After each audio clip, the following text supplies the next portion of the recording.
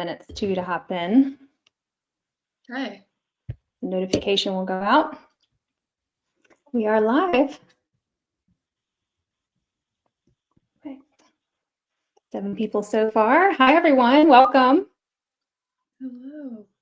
I am here with Sadie from Strandprint. We're going to be chatting all things hair science and answering your questions. Let's wait for a few more people to join, but if you want to go ahead, submit your questions in the comments. Also, let me know in the comments, what products do you currently have in your hair right now? I can share some drugstore ones that I have in my hair while we wait for some people to join. So I would love to hear what everyone else has in their hair currently. Leave it in the comments. You guys will get to see this in an upcoming video, but I have some drugstore products in my hair right now from Mark Anthony.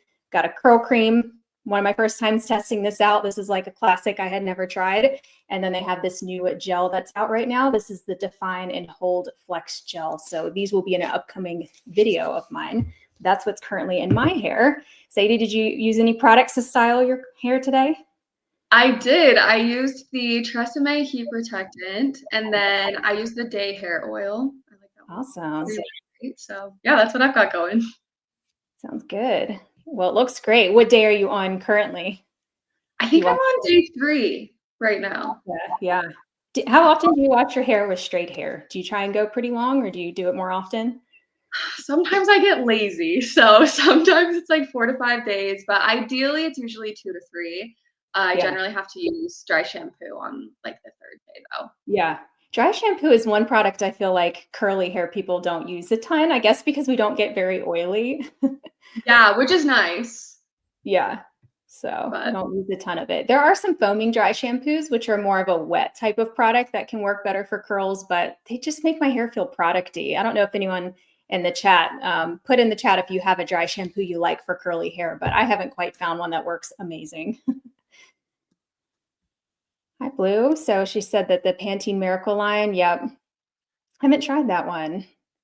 Oh, I have been experimenting quite a bit with silicones. Both of these products actually have silicones in them. So seeing how they do on my hair. Andrea said the Curlsmith Volume Mousse. Yeah, that's a good one. Oh, it feels sticky. You might have used too much if it's feeling sticky. That's one after effect sometimes of foams. So it looks like we've got a good amount of people to go ahead and get started. So we're joined by Sadie from Strandprint. I'm so excited to have a guest here on the channel because I haven't had many expert guests, so I want to plan to have more of these. But Sadie and I have been chatting. I had a hair analysis done from Strandprint, and we're going to be talking about my results. I'll be sharing some of my results and also how it compares to a hair analysis that I had done back in 2020, which was now 5 years ago, which is crazy to think about, like that was 5 years ago, 2020. So we'll be comparing, seeing how my hair changes, and I'll be asking her the questions about the report. And then we will also be taking questions from the audience. So if you want to go ahead and leave your questions for her and I in the comments, we see them here on the side and we'll be selecting some randomly. So let's first get started with, I guess, just some intros. Sadie, would you like to tell everyone who you are and what your background is? Yes, of course. So I'm Sadie. I'm the owner of Strandprint, and I do microscopic hair analyses. So I started with getting my degree in chemistry. I started school in 2018, and then in 2021, I got an internship with a company that did hair analyses. And I started off just like categorizing products based on their ingredient lists, so like moisture forward, protein forward, things like that, and then moved my way up to doing the hair analyses. And I did those for about 9 months, and then the company ended up shutting down, and so I decided that I wanted to start my own because I knew that so many people could still benefit from the service. And around that time, I also graduated with my chemistry degree and started full-time as a cosmetic chemist. And that has been super helpful in understanding how products are actually formulated. I feel like I learned so much more that I didn't know before just looking at ingredient lists. So that's been helpful to have kind of both of those available to me, I guess. But yeah, and then I took about a year and opened Strandprint in 2023. So it's been almost 2 years that I've been open, which is awesome. But yeah, it's been so fun. I love my full-time job. I love this as my side hustle. I just have a lot of fun. I love hair, so it's great. Yeah. So in your full-time job, you were mainly working as a formulator, so you deal with products and things. Is there any particular type of product that you get to work on a lot, or is it just all hair products? Yeah, so it's actually all personal care products. So we do Okay. hair, but then we also do skincare, toothpaste, sunscreen, deodorant. So I formulate all of those types of products. Hair care is just one type, but that's probably my favorite. Hair care and skincare are my two favorites to formulate Yeah, for sure. I bet it's very similar. Do you find that you use a lot of the same ingredients and they behave the same too? Yeah, definitely. I feel like like companies also like to market the same sorts of things for hair and skincare. So that's been interesting to kind of see that marketing overlap. But yeah, I feel like a lot of the ingredients are similar, especially things like silicones. Those are great for skincare as well as hair care. So Yeah. it's kind of fun to see that overlap. Yeah, I gave analogy the other day to my coaching clients about how our hair dries out throughout the week just like our skin does, and we wouldn't want to go all week without moisturizing our skin. So we do need to make sure like our hair is properly moisturized, especially in the wintertime. But our hair Yeah. kind of does behave similarly to skin and needs moisture and that moisture retention. For sure. Another one too that I feel like people don't think about is actually UV protection. So I formulate sunscreens, but our hair actually needs UV protection as well, which I don't think a lot of people discuss. But yeah, that's been another one that's interesting, seeing how the sun affects the hair as well as the skin. Interesting. So the heat protectant I use from Curlsmith is the Miracle Shield, and it's supposed to have UV protection in it. And I've always kind of wondered, like, what is the ingredient that's actually protecting from the sun? We might get you to look at those ingredients after and see, Yeah, because it's interesting how it's mainly just natural, like oils and things like that, which you wouldn't think would protect your hair from the sun, but I guess it does create like a barrier on the hair. So I'm sure it yeah, it does. does. Yeah, the main ones are quaternium. So if there's any sort of polyquat or regular quat, Yeah. those are really good UV protectant. So I bet Yeah. it has one of those in there. But yeah, I want to look at the ingredient list and see. Yes, that is my favorite ingredient. My audience has heard me talk about it in like every video because I like long lasting hold moisture. Like it's great for all of that. And I deal with a lot of humidity. So Yeah, that's one of my they're favorite perfect for that. ingredients. Yeah. So I guess I can do a quick intro for me for anyone who might be new to the channel. So my name is Gina. I've been a curly creator for quite some time now. I'm also a curly hair coach as of recently. So I've been coaching hundreds of curl clients and now I'm doing group coaching, which has been super fun. So I help people figure out their hair problems and really get to the bottom of it. And I love hair science. I try and keep a science-based approach for everything that I do. So I'm always researching hair and I just really nerd out on this stuff. So Sadie and I are a great partnership here with that because I love talking hair science, make content on YouTube primarily, other channels as well. And I recently had my hair analysis done, which we're about to get into. Also, I did pin my code right here on the screen. If you guys do want to check out Strandprint, you can get a discount there and check out Sadie's website as we go through this. But we could first start with just explaining what Strandprint is and what the process is, if you want to share that, Sadie. Yeah, of course. So at Strandprint, the first thing that you'll do is purchase a hair analysis. I offer three different types. So I'll try to go through this quick, but I have the basic, and that one goes over your porosity, elasticity, and hair width, and then microscope photos of your hair under the microscope, which is really cool to see. And then I just give like a basic overview of my findings. So if I saw buildup or kinking or anything of that sort, that's a really good package for people who already know a lot about hair, but just kind of want to know exactly what their hair type is, or for people who are looking for a little bit of a less expensive option. That would also be a really great one for people who want to get an analysis and then they can bring those results to Gina and you can give some suggestions for curly hair as well, knowing their hair type. So I feel like that one goes really well in conjunction with what you offer. Then the premium analysis, that one has everything that the basic has, but then I also have 5 product recommendations or 5 product reviews. So I'll look at products you're either using or you want to use, kind of review whether or not I think those will work well for your hair, and then a super detailed list of ways to choose your own products. Um, and so that one's good for people who are wanting the information, but they're willing to go kind of do the research themselves to figure out what works for them. And then the complete, that one has everything that the other ones have, but it has specific product recommendations in every single category. So shampoo, conditioner, leave-in, heat protectant, gel, all those things. And then styling routines, and I address very specific frustrations you have. So if you're dealing with frizz or breakage, I can look at your analysis results and kind of see Maybe you have frizz because you have buildup, or breakage because you're not using the correct products for your hair, that sort of thing. So that one's a lot more complete, if you will. But yeah, those are the three that I offer. And then basically you just purchase your analysis, and then you send me a sample of your hair. I have little collection kits. You send it back in a little plastic baggie, and I'll look at it under the microscope, do a couple tests, and send the report from there. So that's kind of the process. That's awesome. So I had one done a couple weeks ago, and I'll be sharing some of the results from that in just a bit. But if you could just share what types of characteristics are analyzed, like what can people find out about their hair, and what are those key benchmarks that you look for? Yeah, so the first one is elasticity, and that is done by a stretch test. And basically that one kind of tells like the protein moisture balance. I usually don't refer to it as that, just because Yeah. that idea has kind of been debunked by science, but I usually say like bond building versus conditioning. So just if your hair needs a little bit more structure, or if it needs a little bit more moisture and conditioning agents. And then I check porosity under the microscope, and I can see the porosity throughout your strand. Your porosity changes throughout your entire hair strand. It's usually not uniform unless your hair is really short. So I look at that. And then the last one is the width. And that one I can actually measure like on the microscope. And so I can tell if your hair is fine, medium, or coarse, or if you kind of have different widths throughout your hair. Awesome.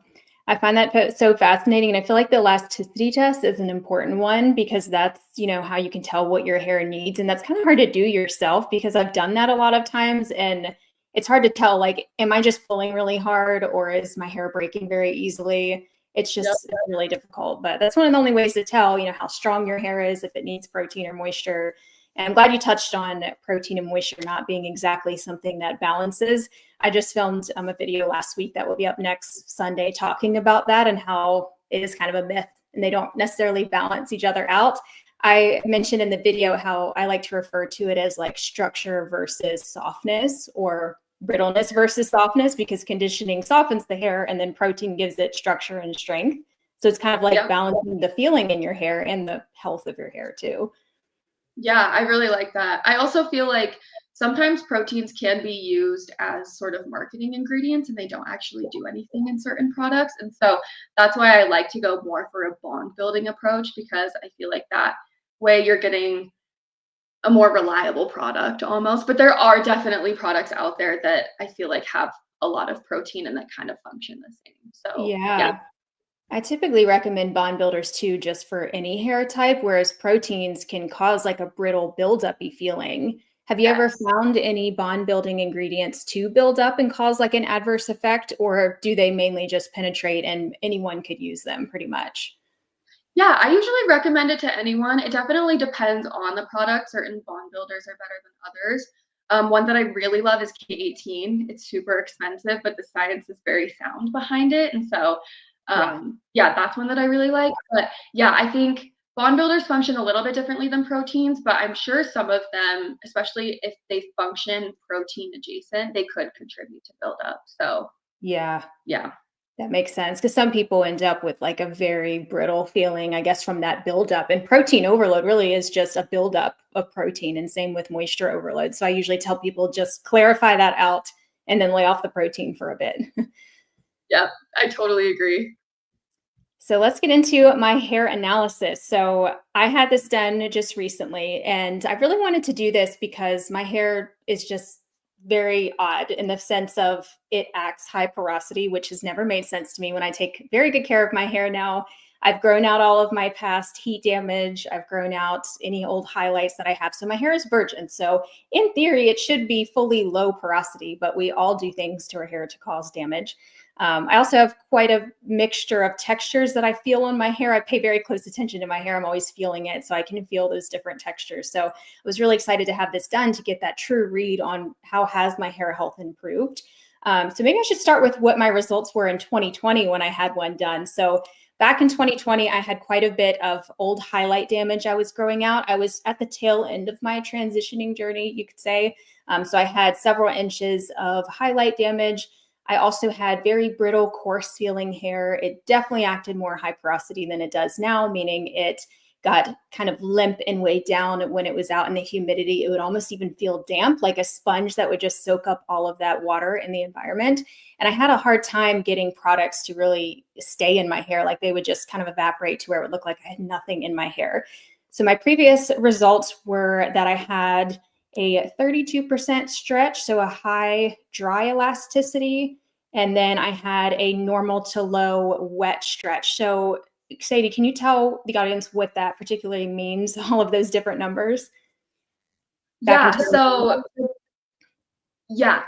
the wet and dry elasticity, the reason we take both of those measurements is because your hair stretches a lot more when it's wet. It's a lot weaker, and the hydrogen bonds in your hair actually are weaker, I guess, when it's wet. So it stretches a lot more. And so that's why we take those two different elasticities. And so usually when you have like a normal or borderline low elasticity, you want to use more conditioning agents in the shower. And then if you had a high dry elasticity, you could use some more proteins on like dry hair. So that's sort of the difference between those two. And that's why, even though the percentages are very similar, why those are different, because we have to account for the fact that your hair stretches a lot more when it's wet. Okay. That reminds me of a question I had for you that's often debated. Do you recommend detangling the hair dry with a little oil or wet with a lot of conditioner in the shower? What do you think? So it actually depends on your hair type. So dry hair it's better on straight hair to brush it while it's dry, and then wet hair when it's curly. So I would recommend for people who have curly hair to detangle in the shower with conditioner, and you can use a wide tooth comb and really gently detangle. And that makes sense because when you brush your hair when it's curly, it gets crazy and frizzy. So it's definitely not the best way to do it. But yeah, so it's less damaging for curly haired people to do it in the shower, and for dry haired people to do it when it's dry. Yeah, that makes sense. So I talk about both a lot of times because I usually do a dry detangle with a little bit of oil, but my curl pattern's not super tight. And I've mentioned this before in a detangling video that I did on different ways to detangle. And I mentioned how if you do have a very tight curl pattern, you would want to loosen that with water. But if your hair is like a looser curl pattern or wavy, you could apply some oil and gently detangle, like not brush it. Yep. Because is it true that hair is weaker when it's wet compared to dry? So it would break easily if it's wet. So as long as it's not too tight of that curl pattern where you can't even get through it when it's dry. Yeah, for sure. And I think a lot of it comes down because like that's the technical way, right? Of like, yes, technically it's less damaging to brush your hair whatever way. But I feel like it also comes down to your technique and how aware are you of how you're brushing your hair. If you're raking through like this, it doesn't matter. Your hair's going to get damaged. But, you know, if you're gentle with it, I think either way, you're going to be okay. So, yeah, pay more attention to the technique rather than whether it's wet or dry is what I would. Yes. Awesome. So the other thing that was measured was my porosity. And so it was normal at the root. So again, this is back in 2020. It was normal to high at the mid shaft and then high at the tip. So essentially a lot of my hair was high porosity. If you think about from the mid shaft, about right here down, and then a normal or like a medium porosity at the root, that's the new growth. So that was my porosity. And then the width, which is the strand width of the individual strands. I often refer to this as hair texture or strand width. So it was medium to coarse at the root, and then at the tip, fine to medium. So a lot of us have multiple different hair textures, and it can change as the strand goes down. A lot of times our ends get a lot thinner because they're more damaged. You have more of that wear and tear on the hair's cuticle on the ends. And I remember this time I really needed a haircut.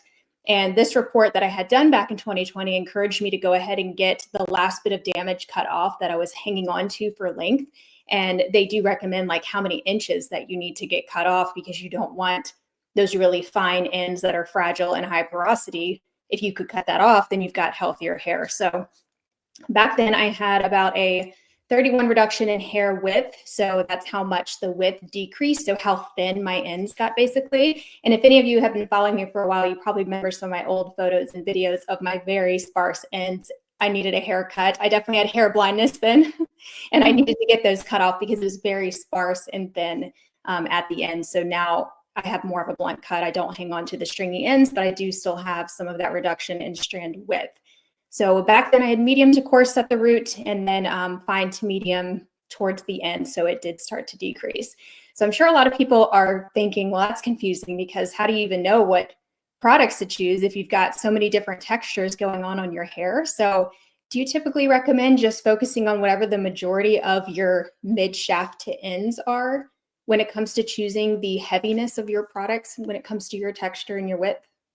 Yeah, generally, just because especially like that's what tends to get weighed down if you have a lot of heavy product kind of at the ends of your hair, it pulls everything down. So yeah, if you have like really fine hair at the end, I would typically treat your hair as fine.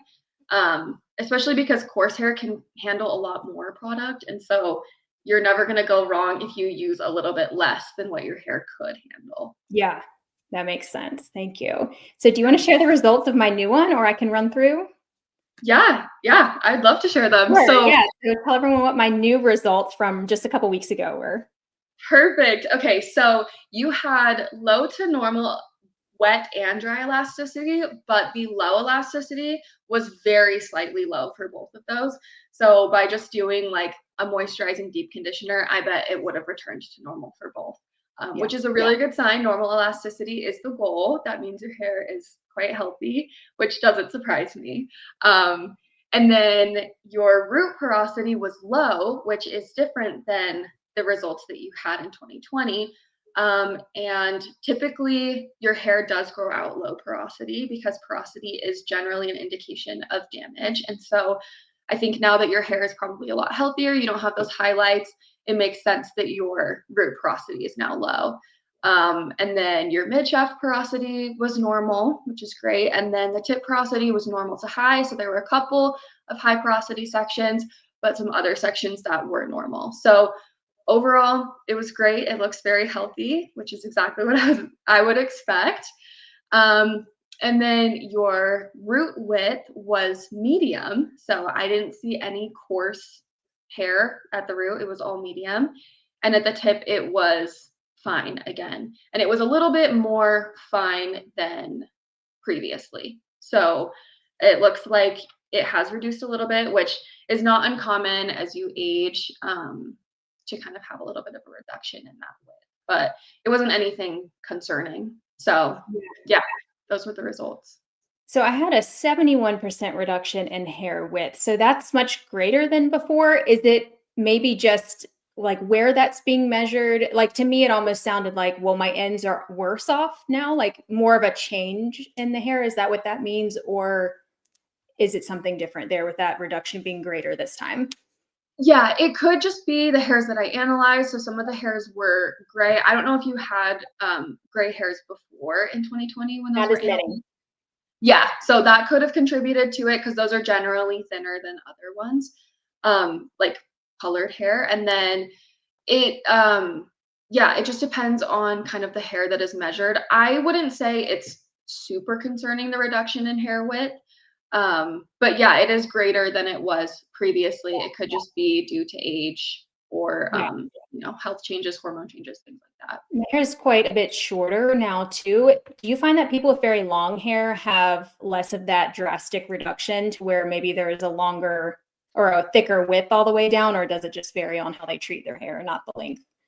Yeah, it kind of varies on how they treat it and then just kind of genetically too. Like everyone's hair is different. Some people have really fine hair genetically and coarse otherwise. And that can sort of change depending on how you treat your hair, obviously. But yeah, it sort of just depends, which is a non-answer, but everyone's hair is so different. So it's kind of Yeah. hard to generalize. Yeah, for sure. So I think the biggest thing that was surprising to me is I have less coarse hair and maybe not as really even coarse hairs that you had in your sample. Whereas before, I definitely had quite a bit of coarse textured hair. So that's those thick, brittle strand widths. I do feel some of those now. And you and I talked about how maybe they just didn't make it into the sample, because that can definitely happen too. These aren't perfect samples. We do the best that we can.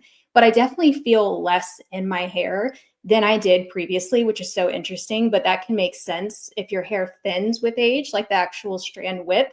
That was 5 years ago, and things were very different then.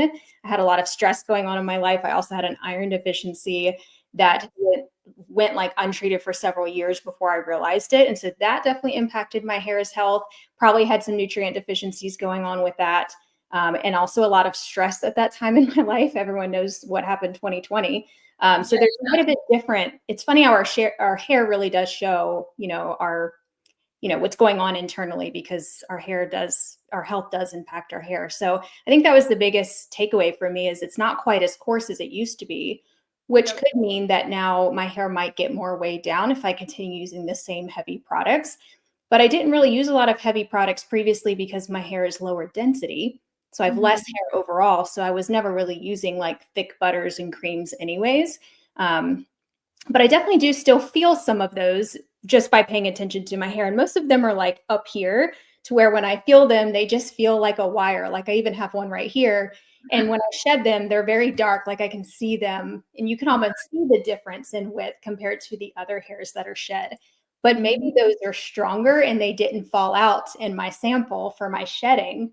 Yeah, that's definitely possible. Hair falls out easier compared to thicker hair.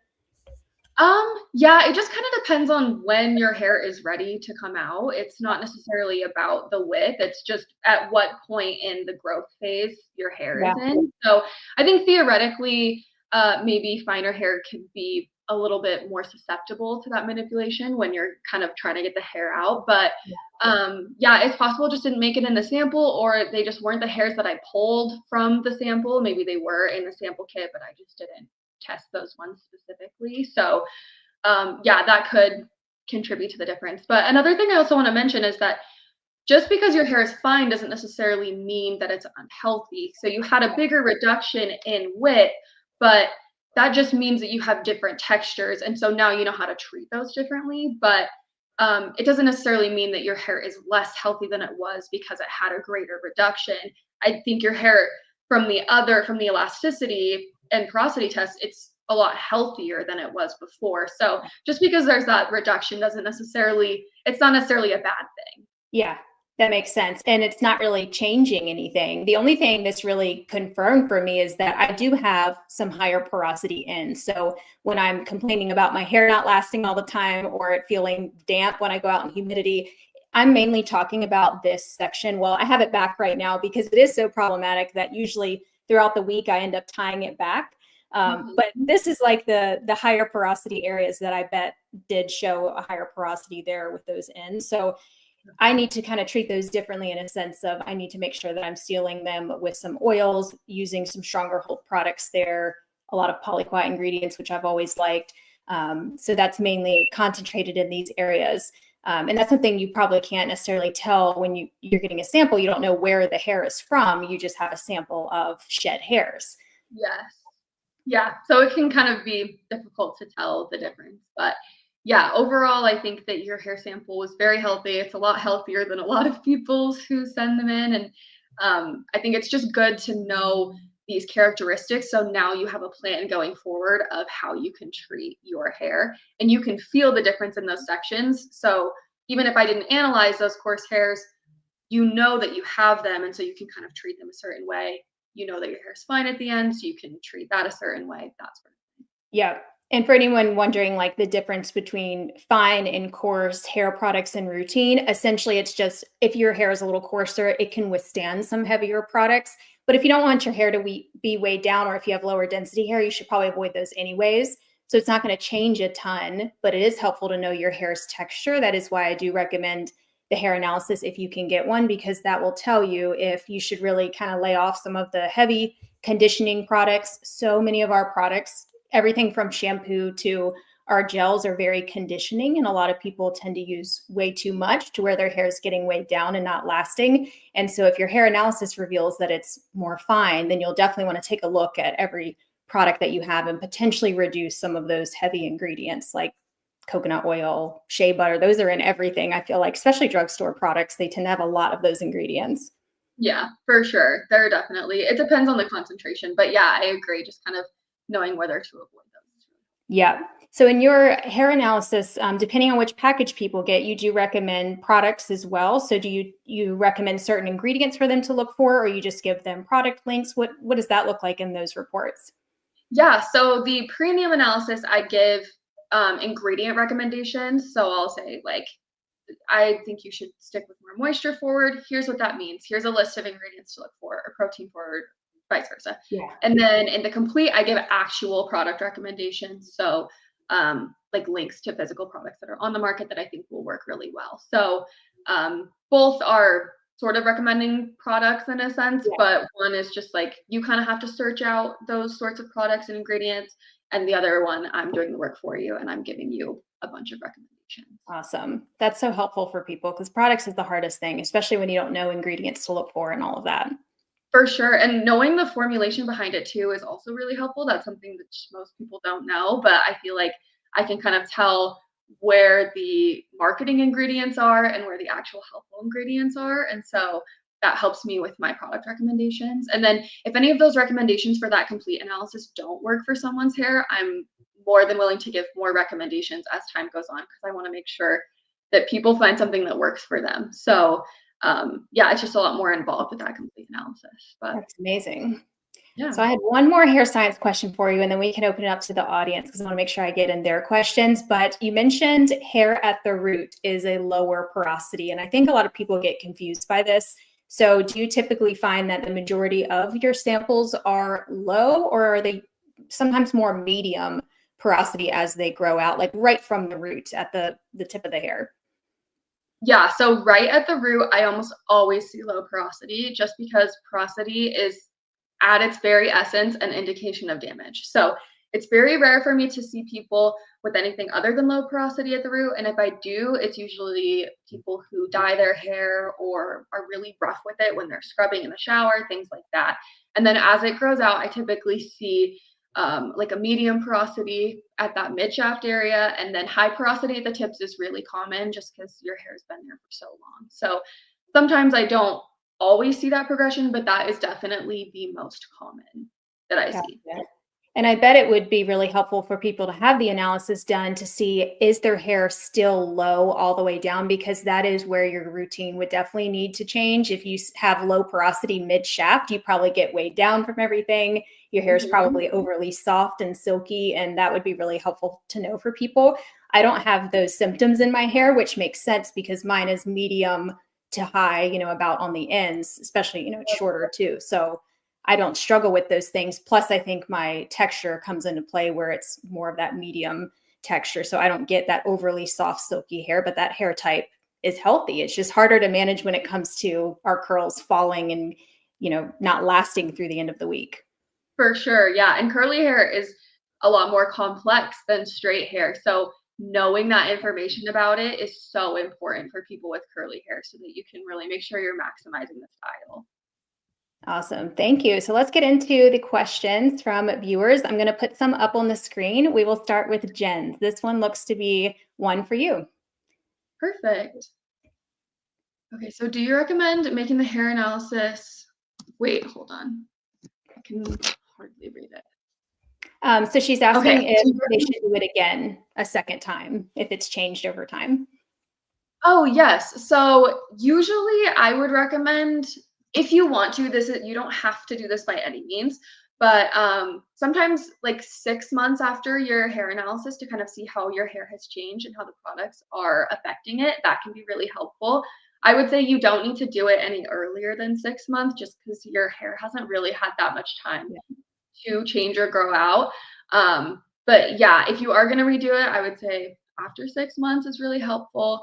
And then if you wanted to, you can even do it every 6 months if you're still struggling with those issues because hair does change often. It also changes with the weather and things like that. And so, yeah, that's probably what I would recommend is 6 months between analyses. Awesome. Yeah, don't go 5 years like I did unless you really want to see some changes. Don't they say our hair completely regenerates every 7 years or like our body cells do? wonder if I Yeah, did I one in 2 years, how different it would be. yeah, definitely. Awesome. So this one is asking about how her hair has changed through pregnancy, which I think happens quite a bit. So Sabrina asked, she said her curls look like dreadlocks in the back, more protein, more bond repair mask. So has pregnancy potentially made her hair more damaged, or is it probably more from the coloring, or probably all of the above? Yeah, it's hard to say if you colored your hair really close to pregnancy because pregnancy is such a massive hormonal change. It's going to change your hair regardless. Usually hair kind of bounces back from that, but sometimes it doesn't. And so I would say for curls looking like dreadlocks in the back, my first thought would be to have more conditioning agents, but I also think maybe you have some suggestions for that as well. It's really hard to know what to use without actually seeing the hair under a microscope and doing that elasticity Yeah. test. Yeah, and I'm wondering too if it has to do with styling as well. I have some videos on how to style the back, but if you don't particularly style it or like look at it with a mirror, it can get pretty messy back there. I'm not sure if you're styling upside down or upright, but upside down styling creates like a rat's nest in my hair in the back. So I tend to style upright because then I have more control over how it lays. So maybe adjust that if you haven't already, because that upright gives you a little bit more control. And then in the back, just use like a handheld mirror, stand in front of your bathroom mirror so that way you can see the back. I'm not saying you have to spend a ton of time on the back of your hair, but maybe make sure that when it's wet, it's not getting messed up, because then when it's dry, it could be getting messed up. But a lot of times it's from our shirts and our coats, which I think there was another question about that. I was just going to scroll up to see if I can find it real quick. This one said from Linda, my head on a winter jacket makes my hair look frizzy. Can I put some fabric on the hood to protect it? What kind of material? So I've actually thought about this. They need to invent a silk lined jacket, like silk lined hood. Maybe I should come out with that one day because curly hair and any hair type, even straight Yeah. hair, rubs against jackets, especially pea coats. I try and avoid those because it just like ruins my hair. So I usually go with more of like that slippery type of material. You could drape like a silk or a satin scarf over it or wear that. I know silk doesn't really keep you that warm, but maybe just kind of lay it over the inside of your hood. It would probably show, unless if you got one maybe the same color as your coat, but then at least you would have something to reduce that friction there. Another thing you could do is maybe apply a little hair oil. I've been using oils more in the winter because if that hair is more lubricated, it's not going to have so much friction. So that's the only things I can think of. I don't know if you have any more tips for the winter coats. It's awful this time of year. Oh my gosh, it's so bad. My hair is so frizzy when I wear a coat. Yeah, that would be my main recommendation is definitely the silk if you could do that. Also, just putting your hair up if you're able to. I think that's probably the best way to get it away from your jacket. I know it's not always the most convenient to do that, but that's also an option. And then as far as ingredients, I definitely recommend a hair oil, like you said. Also, really upping the humectants in the winter time can be super helpful, especially in your in-shower products. And then conditioning agents like your silicones, polyquats, and then cationic conditioners are also really helpful just to really help decrease that frizz. But yeah, that's probably what I would say would be my suggestions. Awesome. So this next question from Christina asked, would henna treatments affect the analysis results? So I'm not sure if you're familiar with henna hair dye. It's more of like a natural form of Yes. hair coloring. Yeah, so it would affect the results a little bit. It would change the color, obviously, and then there is generally like a small amount of damage that happens with any time you color your hair. So yeah, your hair would probably show up a little bit more damaged. But yeah, if that's what you're doing on your hair, then that's what I want to see your analysis sample as. So I think there was another question where someone asked if coloring your hair also affected the results, Yes. which it does. But if you color and dye your hair, that's what I want to see in your sample because I want to analyze what your hair looks like currently. If that makes sense. Does that make sense? Like, Yes. yeah. So if you bleach your hair all the time, if you color your hair all your time, that's what I want to see in your analysis. Yes. There was also a question about should people clarify before, which I know you do have that in your instructions to clarify first, then send in your sample like with clean hair, right? Yep. Yeah. So When you purchase an analysis, I have all of the instructions on how to collect your sample. So if you have questions about that, that's all answered when you purchase a hair analysis. And I have like an FAQ on my website as well. But yes, when you collect your hair sample, I prefer it if you shampoo your hair and collect your hair before you condition, because then I can see if your shampoo method is actually working. Because if you send it in with conditioner on, it will affect the porosity results, and it also can affect the buildup results as well. So I do want to see a clean hair sample if possible, but I also do clarify the hair before I analyze it as well. I take photos before and after. So yeah, clarify detail. Awesome. So Christina asked, can you make suggestions about static in hair, especially in the winter? So my mind goes to conditioning ingredients and oils. What do you think about certain products that you like, or maybe even ingredients to look for? Yeah, so my main ingredients would be humectants, so things like glycerin, aloe, marshmallow root. Usually those are best in the shower, because sometimes if you have certain humectants in your leave-in products, that can actually make frizz worse, because your hair is reaching out to the environment for water and the environment doesn't have any. So you kind of have to be careful about which ones you use, but humectants are really helpful. And then silicones, I love silicones and oils. Like you said, polyquats, and then cationic conditioning agents. I've mentioned that a second ago, but those are ingredients that actually do conditioning on your hair, so they can help make it look really soft and smooth. And they're things, they have kind of long names, but like trimonium chloride, cetrimonium chloride, those sorts of things. If you just Googled a list of like cationic conditioners, you could find it. But all of those sorts of ingredients are really good to use during the winter time, because usually your hair just needs a little bit more moisture and conditioning during this time of year. Yep, for sure. More deep conditioning, finish off with an oil. I don't always use hair oils because I try and maintain a lot of hold and they just soften the hold too much. But in the wintertime, I will reach for them more, especially on day 2 and day 3. I try and avoid doing a lot of touch-ups and refreshing, but sometimes I will take a hair oil and just go over mainly my ends and the rest of my hair, and that can help kind of lock in some moisture so it doesn't dry out too much until my next wash day. Yeah. This next question says, I have fine, thin spiral curls, but the hair at the root is straight. So I get this question a lot, and I have a couple of videos on how to increase the curl at your root, but sometimes it is just your natural curl pattern. Some people's hair just grows out a little bit straighter and then curls. This is very common with wavy hair as well. Also, if you get your hair cut really short, you could potentially even be cutting off some of those curls. Or you could even benefit from a haircut if your hair is getting weighed down, if your hair is damaged, or maybe if you just have too long of a haircut for your hair type. Getting a haircut could help them bounce up a little bit more to remove that weight, which could then help the hair curl a little bit better at the root. But if you're not already diffusing, that's a big one that helps me get curls at the roots, because when I air dry, my hair kind of just dries flat to my head and it kind of freezes in the current position, which is more elongated at the root.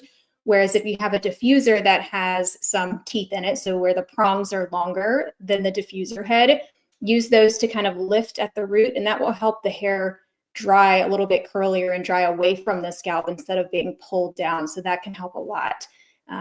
Making sure you're clarifying clean roots. You don't want to have a bunch of product buildup. Any other thoughts on that to add, Sadie? I think you covered it all. I think those are great tips. So this question from Karen says, what could it mean if I have some hair shed? It is gray, white at the end, and black at the root. She's taking vitamins, B12 shots. Should she be concerned about this? So the hair color is changing. That's interesting. Yeah, that is interesting. I actually am not fully sure what could be causing that, especially if I would expect it to be switched almost. So I would say if you are concerned about that, that would probably be a good question for a doctor. I don't have any medical background, so I can't make any claims about that. But yeah, that's super interesting, and I'm definitely going to research more about that and see what could potentially cause it. Because I'm not sure. Have you ever found where damaged hair, does it ever lose color? Because sometimes I feel like ends look lighter, even if they haven't really been bleached, probably from the sun too. Yeah, the sun actually, that's a great point. If you spend a lot of time in the sun, the UV actually degrades the melanin in your hair and causes it to change color. So that could definitely be something that is affected, especially if you already have gray hairs. Those are even more susceptible to damage from the sun. So that's a great idea to either use UV protectants or kind of stay out of the sun. But yeah, that's probably the only thing I could think of. I'm glad that you brought that up because that could definitely affect it. Yeah, that reminds me of another question I had down for you about gray hairs. I did include some gray hairs in my sample. I was glad that there was some in there because I was very curious about them and gray hair treatment and if it's different. They had about the same porosity you said, but have you ever noticed a change in width or texture? So is the strand width generally smaller with gray hair, or are they more coarse? Or does it just Yeah, depend on genetic? so genetics have a big part to play in it, obviously. I usually see that gray hairs are finer than colored hairs. They're just generally more susceptible to damage. When you have melanin in your hair, it does protect you from damage to some extent. And gray hairs have a lack of melanin. So they typically are more susceptible to that damage. And we talked about this a little bit earlier when you and I were chatting. But your gray hairs were the same porosity as your normal or colored hairs. Yeah. But I bet if you dyed your hair, there would be a pretty drastic difference in the porosity of the gray hair versus your colored hair. I bet that your gray hair would get a lot more damaged more quickly than your colored hair would. So just because it is finer and more susceptible to that damage. Gotcha. So is hair dye, does that increase hair's porosity? Not lightening, but if someone is coloring their hair brown and they have grays, could that mean that they probably have more of a medium, possibly even high porosity? Yeah, it can affect it. It depends on what type of dye you're using because there are different types. They're semi-permanent, demi-permanent, Yeah.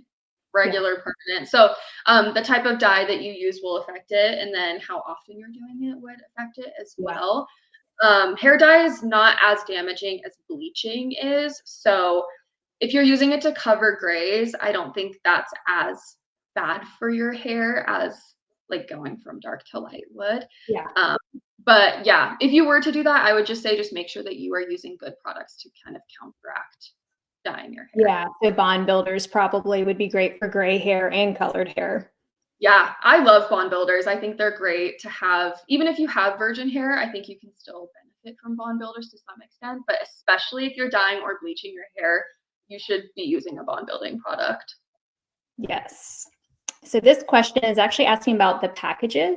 They were wondering if they could just get a regular one of the other packages and then add in later the product recommendations if they find they need it. Is that something that you offer?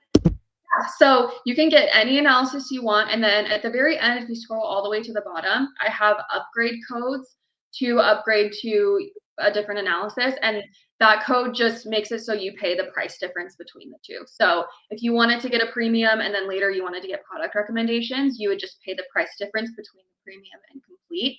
And then within 1 to 2 weeks, I would send you those product recommendations and the frustrations that I'm addressing. Great. That's awesome.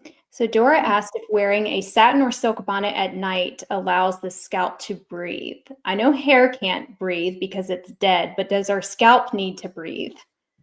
I wouldn't say so. It's not super important to have your scalp breathe. I think that the pros would definitely outweigh the cons with wearing a silk bonnet or a satin one. So yeah, Yeah. I don't think that's something that you have to be Yeah. too concerned about.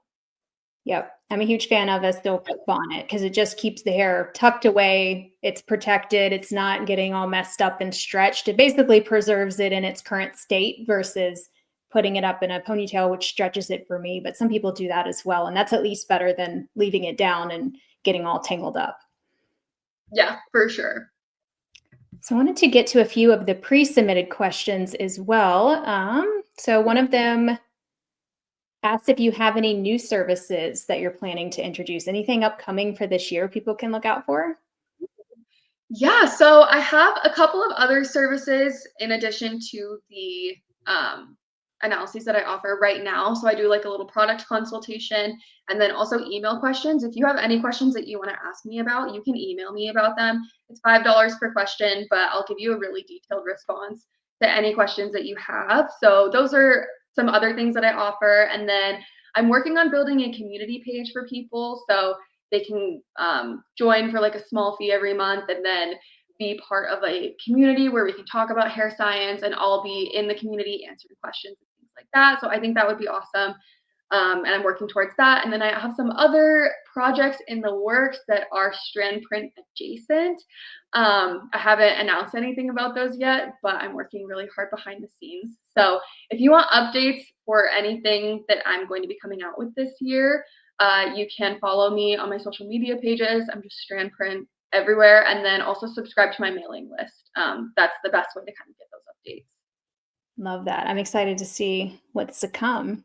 Yes, me So too. Eva asked for suggestions for good bond building treatment. So you had mentioned K18, which I haven't tried yet because I have so many bottles of Olaplex that I can't justify buying it. So Olaplex is one that I like. It's a classic. And then I also use the Curlsmith Bond Curl, which is a protein treatment and a bond building treatment in one. It's really interesting, but it gives you some of those benefits that proteins can, where your hair will actually look a lot curlier after using it, which is wild. But it helps give some of that structure. But the only thing with bond curl is you would want to be careful to not overdo it. So since it does have a lot of protein in it, you would have to be careful with how often you're using it. Whereas something like Olaplex and I imagine K18, you could probably use those pretty frequently and be fine. Yeah, for sure. I think it's interesting because companies have different bond building technologies that they use. And so like K18s is drastically different from Olaplexes, which is drastically different from the Curlsmith. So yeah, some of the ones that I like in addition to those that you mentioned, Redken has a really good acidic acid bonding concentrate. They actually use citric acid in theirs, which is a very interesting way to do the bond building. And then I think that's also used in some of the L'Oreal products as well. That I think the Everpure line has some bond building, and that one's really affordable. So that's for people who maybe you just want to try bond building and see if it works for you, or if you're on a budget, that's a really good one to do. But I would say with bond building, just be careful because every company does use such different technology. Just look into the studies that they've done to say whether or not the bond building is actually effective. That's the best way to kind of know. But the ones that we mentioned, I think are pretty solid. Yes. Another one that I like is the Living Proof. It's a leave-in treatment. So I use it as a heat protectant, but you're only supposed to use it once a week. So I usually do that on the other days that I'm not using my Miracle Shield. But that's a good one because it's so easy to just use a leave-in and not have to do an extra step of shampooing. So that's another one I like. Yeah. One other question I had for you about bond builders. Should people look for certain ones depending on their type of damage? You mentioned a lot of companies have different formulations. Do some cater more towards other types of damage like citric acid? Does that work differently than, say, the Olaplex one, or is all damage pretty much the same, whether if it's from color, bleach, or brushing? Like someone like me that doesn't have any highlight damage, I just have regular mechanical damage in my hair. Should I use a different type compared to something like K18? Yeah, that's a really good question. I think that there are certain heavy hitters that are going to be ones that if you have damaged hair, you're going to want to use certain types. So K18 is, in my opinion, the gold standard of bond building. They have just such great technology. I think the Redken one also is really good for that. But yeah, if you're just have mechanical damage or things like that, you probably don't need to use those types of products. If you're able to and you can spend the money on it, then that's great. It's good for your hair regardless, but you probably don't need something as intense as that. It's the same with that Curlsmith one that you mentioned that has protein in it. Certain people probably aren't going to want to use a bond builder that is protein based because that's not the best type for their hair if they already have a lot of protein. Yep. So yeah, it does kind of depend on your hair type and your hair goals. Yeah. So I typically recommend people with lower porosity and especially those who also have coarse, so a thicker strand width, avoid protein. Is that accurate from what you've seen too? Yeah, I think, yeah, coarse hair can't tolerate protein as well as other Yeah. types. So yeah, if you have really coarse hair, I would say generally avoid it unless your elasticity results say that you need protein. But in that case, you would just want to be really selective about the types that you use and make sure that you don't use too much. Yeah, that makes sense. All right. So one of the other pre-submitted questions was, how does the hair change with the seasons? So from what I have noticed, the hair definitely is drier in the winter. So if your hair is higher porosity, it's going to exchange moisture with the air much easier compared to someone with lower porosity. It's more resistant to some of those changes, but also lower porosity probably gets dry too in the winter because there's not a lot of that moisture there at all, and it's already struggling to kind of hold on to some of that moisture. So any thoughts there with how you change up your routine with the different seasons? Yeah. So that's exactly correct. There's just generally more like less moisture in the environment, so you kind of have to do a little bit more to replenish the moisture in your hair. I would say all the ingredients that I've recommended previously, your humectants, polyquats, those sorts of things, all great to use. And then also your hair changes, the amount that your hair sheds also changes with the seasons. So usually you shed more hair between like October and December. Than you do other times. So if you notice an increase in shedding during those times, it's not necessarily something you need to be concerned about. But yeah, the seasons have a pretty big effect on your hair and the way that it behaves. And so as long as you're kind of aware of that, you can like offset those effects with the products that you're using. Yeah. And in the summer, that's what I struggle with the most. So I get fairly high humidity, probably not as much as someone in Florida, like some of my audience down there that's always complaining about humidity year round. I would not be able to stand it. But any Oh tips my for gosh. certain products that you love in humidity? I'm always looking for better ones. And I look for products that have lots of polyquat ingredients because I've noticed that if there's just one, it's not quite enough. Like I want to see 3 to 4 and also a lot of strong holding ingredients for my gel and my hairspray, like those finishing products. Any other tips there with humidity? Yeah, I agree. Yeah, summer humidity is also crazy. So yeah, I would say those stronghold products or stronghold ingredients. And then also avoiding regular humectants in your leave-in products. So regular humectants are ones like glycerin. If you avoid those in your leave-in products when it's super humid, sometimes that can help decrease frizz because the way that humectants work is by reaching out into the environment. And so if there's a lack of moisture and there's also too much moisture, that can contribute to frizz. So usually I recommend kind of avoiding those in those extreme temperatures, but you can use those in your rinse it out products and it's totally Yeah. fine. So yeah, that's what I would recommend.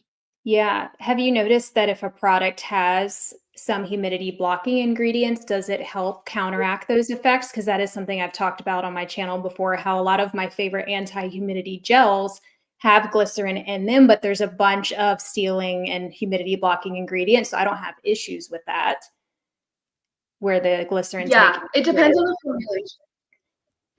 Yeah, for sure. I think if glycerin's like the first or second ingredient, I typically would just try to avoid it anyway.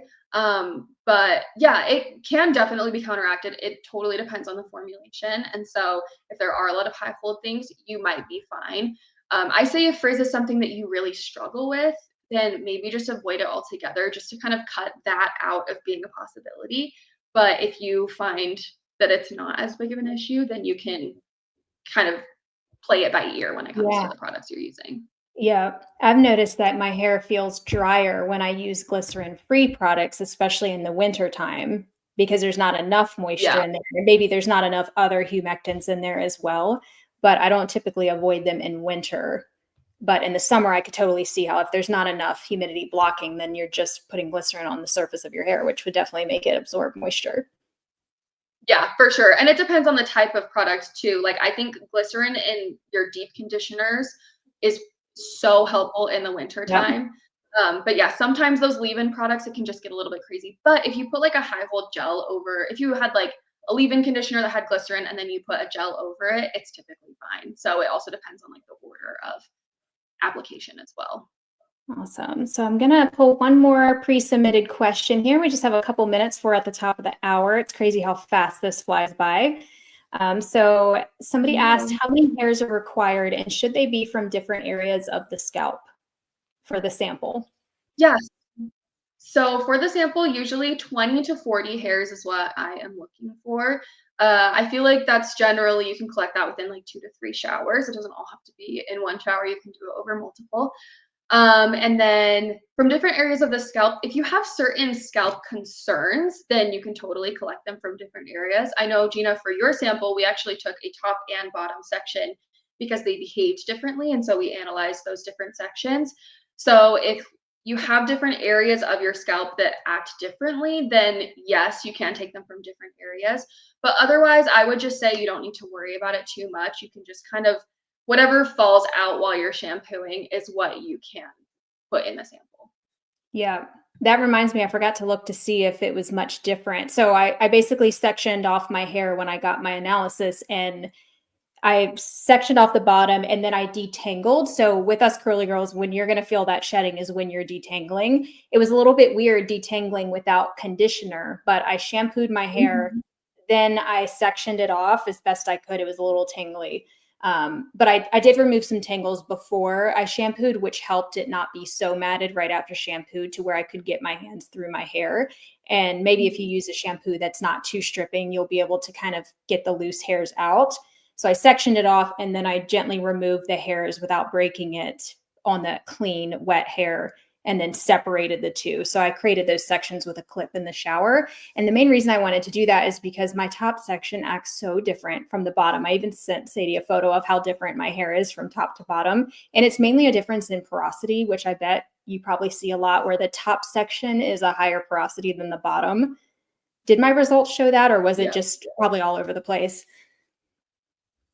Let me look again to see. It looks like your elasticity was very consistent.